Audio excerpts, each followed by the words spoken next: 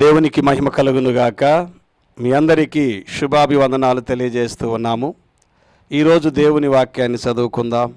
యెషయా గ్రంథము 5వ అధ్యాయము 21వ వచనాన్ని చదువుకుందాం. తమ దృష్టికి తామే జ్ఞానులమనియు తమ ఎన్నికలో తాము బుద్ధిమంతులమనియు తలంచుకొని వారికి శ్రమ. ప్రియమైన దేవుని పిల్లలారా, ఈరోజు నా దేవుడు మనతో మాట్లాడుతూ ఉన్నాడు. చదవబడినటువంటి ఈ వాక్య భాగంలో మనకి దేవాతి దేవుడు ఏమని తెలియజేస్తూ ఉన్నాడంటే, తమ దృష్టికి తామే జ్ఞానులమనియు.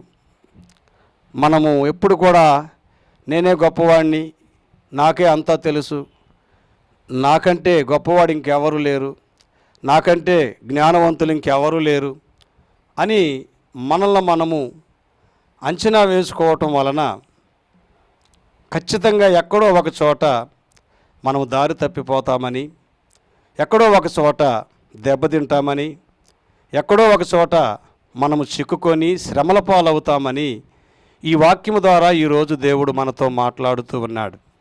ఎందుకంటే దేవుని పైన ఆధారపడకుండా, దేవుని మీద మన యొక్క ఆలోచనలు పెట్టకుండా నాకంతా తెలుసు అనేది అదంత మంచిది కాదని ఈరోజు దేవుడు మనతో మాట్లాడుతూ ఉన్నాడు. ఒకసారి ఆలోచించండి. గృహంలో ఇంటిలో ఉన్నప్పుడు నీవు అనుకుంటావు, నేనే జ్ఞానవంతుణ్ణి, నాకే అంతా తెలుసు అని నీవు అనుకొని నీ భార్యని కావచ్చు, నీ పిల్లలను కావచ్చు, వాళ్ళని తక్కువ అంచనా వేస్తావు. అంత మాత్రమే కాదు, నీ పిల్లలను కావచ్చు, నాకే అంతా తెలుసు, నేనే జ్ఞానవంతుణ్ణి, మా డాడీకి ఏమీ తెలియదని. లేకపోతే ఒక స్త్రీగా నీవు అనుకోనవచ్చు, నా భర్తకి ఏమి తెలియదు, నా పిల్లలకి ఏమి తెలియదు, నాకు తెలిసినంత ఎవరికి తెలియదు, నేను చదివినంత ఎవరు చదవలేదు, నాకున్న జ్ఞానం ఎవరికి లేదని నువ్వు అనుకోవచ్చు. ఆ విషయాన్ని దేవాతి దేవుడు ఈరోజు మనకు తెలియజేస్తూ ఉన్నాడు.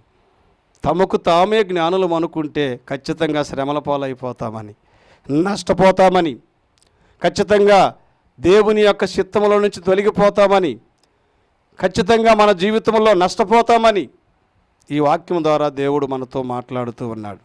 మరి అలాగైతే మరి ఎట్లా చేయాలి అని ఒకవేళ నువ్వు ఆలోచిస్తే, బైబిల్ గ్రంథములో మనకు తెలియజేస్తున్న సత్యం ఏమిటంటే, దేవుడు ఒక్కడే జ్ఞానవంతుడు, దేవుడు ఒక్కడే సమస్తమును ఎరిగినవాడు, దేవుడు ఒక్కడే అనంత జ్ఞాని. ఆయన తరువాత ఈ భూమి మీద ఇంకెవరూ లేరండి. కాబట్టి దేవుని పైన ఆధారపడిన వారు జ్ఞానవంతులు అవుతారు.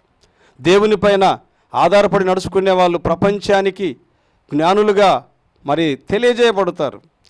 కాబట్టి దేవుణ్ణి పక్కన పెట్టి నీ జ్ఞానం వలన, నీ తెలివి వలన, నువ్వు చదివిన చదువును బట్టి నేను గొప్ప అనుకుంటే ఖచ్చితంగా నష్టపోతావని, శ్రమల పాలవుతావని దేవుడు ఈ రోజున తన వాక్యము ద్వారా మనకు తెలియజేస్తూ ఉన్నాడు. నువ్వెంత ఉన్నతమైన మరి స్థానంలో ఉన్నా ఖచ్చితంగా దేవుని పైన నువ్వు ఆధారపడి దేవుని జ్ఞానం కొరకు కనిపెట్టుకోవాలని ఈ వాక్యం మనకు నేర్పిస్తూ ఉంది.